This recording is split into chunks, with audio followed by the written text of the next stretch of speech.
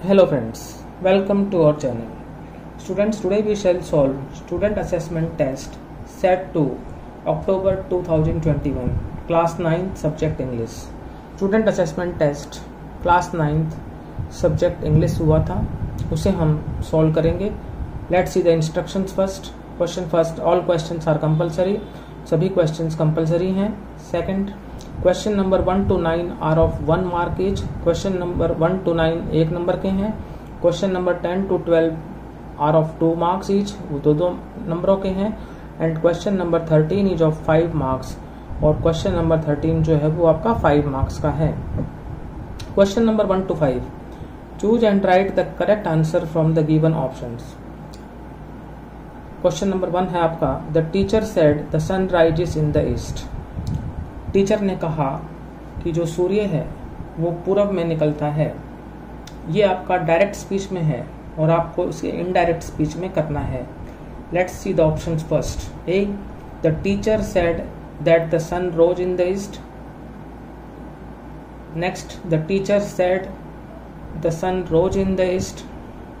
फिर the teacher said that the sun rises in the east. और फिर D, the teacher said the sun rises in the east. तो students यहाँ पर क्या कर रखा है, ऑप्शंस में ए के बाद सी दे रखा है, फिर बी दे रखा है, फिर डी दे रखा है. तो हम इसी हिसाब से टिक कर लेंगे. वैसे ए बी सी डी होना चाहिए था करेक्ट ऑप्शन, ये मिस प्रिंटिंग है. तो the teacher said the sun rises in the east, ये आपका असर्टिव सेंटेंस है. और असर्टिव सेंटेंस में हम क्या करते हैं, रिपोर्टिंग वर्ब और रिपोर्टेड स्पीच को दैट से जोड़ते हैं. तो द टीचर सेड के बाद दैट आ जाएगा. और जो आपकी रिपोर्टेड स्पीच है उसमें हम कोई भी टेंस का चेंज नहीं करेंगे, क्योंकि वो यूनिवर्सल ट्रूथ है. जब भी यूनिवर्सल ट्रूथ हो और हैबिचुअल फैक्ट हो तो उसमें हम चेंज नहीं करते. तो एज इट इज रह जाएगा, the sun rises in the east. आपका प्रेजेंट इंडेफिनिट में था, प्रेजेंट इंडेफिनिट में ही रहेगा क्योंकि यूनिवर्सल ट्रूथ है. तो the teacher said that the sun rises in the east, ये आपका ऑप्शन करेक्ट हो जाएगा. Next, question number 2, Ajay said Amit came at night. Ajay ने कहा अमित रात को आया. तो सेड आपका रिपोर्टिंग वर्ब है और अमित केम एट नाइट ये आपको जो है इन्वर्टेड कॉमाज में दिया हुआ है, तो ये रिपोर्टेड स्पीच है. A option, Ajay said that Amit had come at night. B, Ajay said that Amit has come at night. C, Ajay said that Amit came at night. D, Ajay said that Amit came at night. तो students यहाँ पर आप देखेंगे कि verb की second form दे रखी है reported speech में, और जब वर्ब की सेकंड फॉर्म हो तो वो पास्ट इंडेफिनिट हो जाता है. और पास्ट इंडेफिनिट टेंस चेंज होता है पास्ट परफेक्ट में, और पास्ट परफेक्ट में लगती है हेड प्लस थर्ड फॉर्म. तो हेड प्लस थर्ड फॉर्म आप देख रहे हैं ऑप्शन ए में. और रिपोर्टिंग वर्ब और रिपोर्टेड स्पीच को जोड़ने के लिए हम दैट लगाएंगे, क्योंकि ये भी आपका असर्टिव सेंटेंस का ही एग्जाम्पल है. तो Ajay said that Amit had come at night, A option आपका करेक्ट हो जाएगा. Now third one, he said to his servant prepare a cup of tea for me. उसने अपने नौकर से कहा कि मेरे लिए एक कप चाय प्रिपेयर करो, तैयार करो. ऑप्शंस देख लेते हैं पहले. A, he said to his servant to prepare a cup of tea for me. B, he ordered his servant to prepare a cup of tea for him. C, he ordered his servant to prepare a cup of tea for me.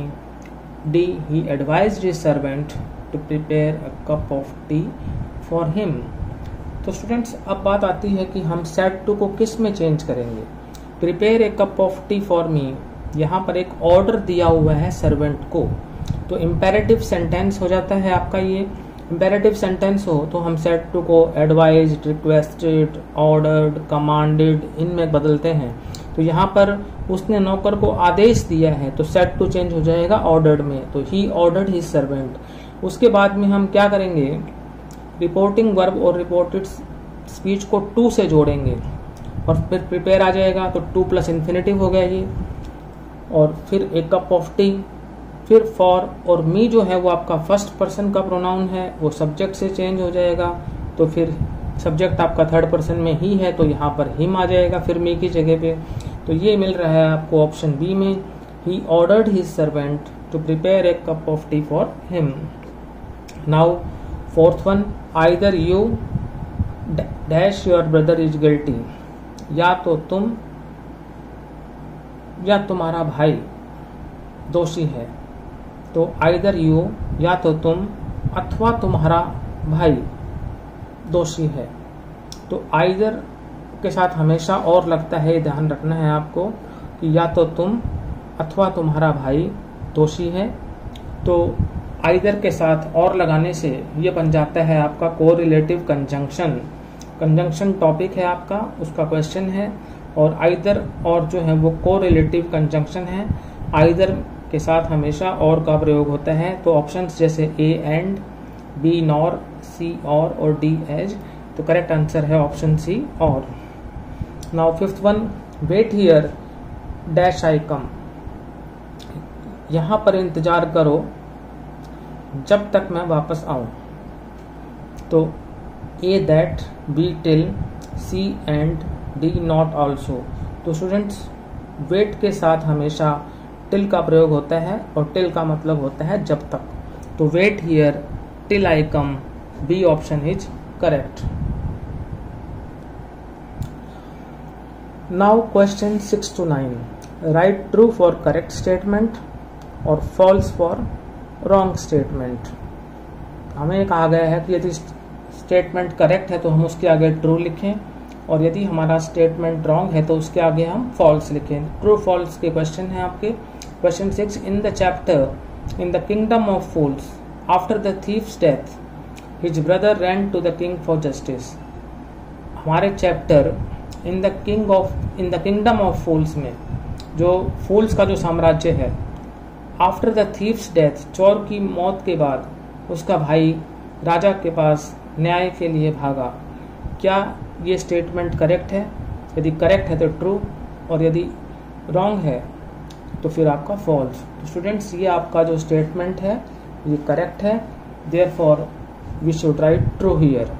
In the chapter in the kingdom of fools after the thief's death his brother ran to the king for justice, this statement is correct, therefore we have written true. Now next one, W.B. Yeats is the poet of the poem No Men Are Foreign. तो students ये आपका statement जो है incorrect है।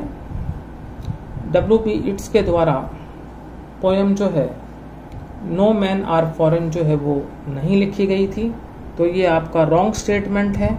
तो इसलिए यहाँ पर आ जाएगा false, FALSE। Now next one, in the chapter a legend of the Northland the old women's clothes were burned black as she went up through the chimney. Chapter a legend of the Northland में old women के जो कपड़े थे वो काले हो गए थे जलकर, as she went up through the chimney, क्योंकि वो चिमनी के थ्रू जो है गई थी। तो इसका मतलब यहाँ पर ये हुआ कि जो chapter A legend of the Northland है उसमें वुमेन के कपड़े बर्न्ड ब्लैक हो गए थे as she went up through the chimney. ये स्टेटमेंट हमारा करेक्ट है, तो यहाँ पर आ जाएगा आपका ट्रू यानी सही। Next question number 9, in the poem weathering the storm in Ersama 80 kilometers were covered by Prashant through flood water. कविता weathering the storm in Ersama में प्रशांत द्वारा फ्लड वाटर के द्वारा 80 किलोमीटर कवर किए गए थे। तो स्टूडेंट्स यहाँ पर 80 नहीं 18 होना था, तो ये स्टूडेंट्स आपका रॉन्ग स्टेटमेंट है, तो इसलिए यहाँ पर आ जाएगा फॉल्स। करेक्ट आंसर होना था यहाँ पर 18 किलोमीटर्स न कि 80 kilometres. We have solved question 1 to 9. Now we come to question 10 to 12. Answer these questions in about 20 to 30 words each. ये जो क्वेश्चंस आपको इनके जवाब 20 से 30 शब्दों में देने हैं। मैं आपको इन क्वेश्चंस की हिंदी समझा देता हूँ, क्वेश्चंस आप अपने आप अटेम्प्ट कर सकते हैं। Question 10, what were the qualities that Abdul Kalam admired in his parents? ऐसी कौन सी विशेषताएं थी जो अब्दुल कलाम अपने पेरेंट्स में एडमायर्ड करता था? यानी उन विशेषताओं को हमें बताना है जो अब्दुल कलाम अपने पेरेंट्स में एडमायर करता था। एडमायर्ड का मतलब praised. Now question 11, what are the two strange things the guru and his disciple find in the kingdom of fools? जो गुरु और डिसाइपल हैं, उसका शिष्य है, गुरु और शिष्य है, उन्होंने मूर्खों के साम्राज्य में कौन सी दो विचित्र चीजें देखी, उनका यहाँ पर आपको जिक्र करना है। Next question number 12, how does the poet show that no man are strange or foreign? कविता नो मैन आर फॉरेन में कवि कैसे दर्शाता है कि कोई भी व्यक्ति जो है वो स्ट्रेंज या फॉरेन नहीं है। फॉरेन का मतलब विदेशी और स्ट्रेंज का मतलब विचित्र, अजीब। Now question 13, answer in about 100 to 120 words. आपको यहाँ पर 2 क्वेश्चन दिए हुए हैं, उनमें से आपको एक अटेम्प्ट करना है और ये जो क्वेश्चन है स्टूडेंट्स आपका 5 मार्क्स का है। तो how has Prashant been able to help the people of his village? Weathering the storm in Ersama में प्रशांत ने कैसे अपने गांव के लोगों की हेल्प की? और या हम ये कह सकते हैं कि प्रशांत जो है अपने गांव के लोगों की हेल्प करने में कैसे सफल हुआ। नेक्स्ट क्वेश्चन जो आपका अथवा में है, या तो आप पहले वाला कर लें या दूसरे वाला। What does Kalam say about 3 childhood friends? Abdul Kalam जो हमारे राष्ट्रपति रहे हैं, प्रेसिडेंट रहे हैं, वो अपने जब बचपन के जो दोस्त थे उनके बारे में क्या बताते हैं, ये हमें यहाँ पर लिखना है। तो स्टूडेंट्स आज हमने क्लास 9 का जो है सेट 2 का जो पेपर जो है वो सॉल्व किया। यदि आपको ये वीडियो अच्छा लगा तो इसे लाइक करें, शेयर करें। Thank you.